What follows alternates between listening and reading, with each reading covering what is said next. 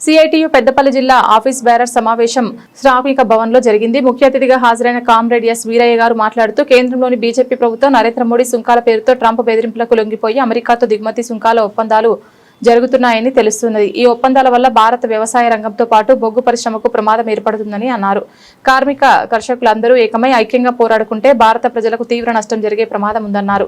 America అధ్యక్షుడు Trump Russia నుంచి చమురు కొనుగోలు చేయొద్దని, మా దేశం నుంచే తీసుకోవాలని ఒత్తిడి తెస్తూ భారత్ నుంచి అమెరికా ఎగుమతి అవుతున్న వస్తువులపై పెద్ద ఎత్తున సుంకాలు విధించిన విషయం భారత ప్రజలకు తెలిసిందే.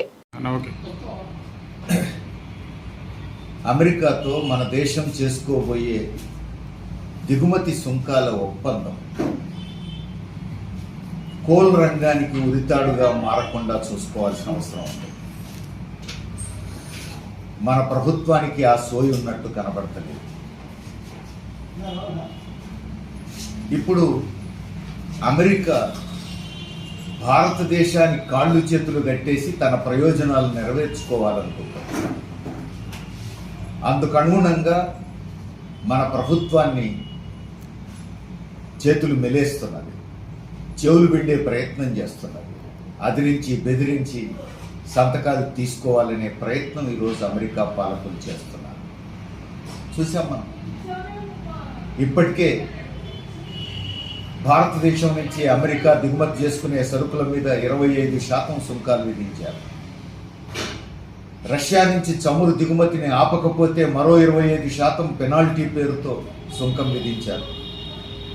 అంటే ట్రంప్ రాకముందు భారతదేశ సరుకుల మీద 3.3% ఉన్న దిగుమతి సుంకాన్ని 50% పెంచారు. 50% పెంచి ఇప్పుడు భారతదేశం మీద తీవ్రమైనటువంటి ఒత్తిడి చేసి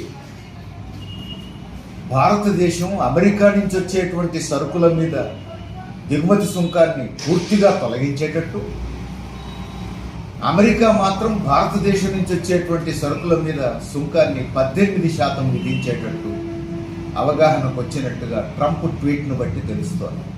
ట్రంప్ ట్వీటే కాదు, కేంద్ర మంత్రులు కూడా ఆ మాటే మాట్లాడుతున్నారు. ఇప్పుడు లేటెస్ట్గా అమెరికాలో కోర్టు తీర్పు ప్రకారం అది 15%.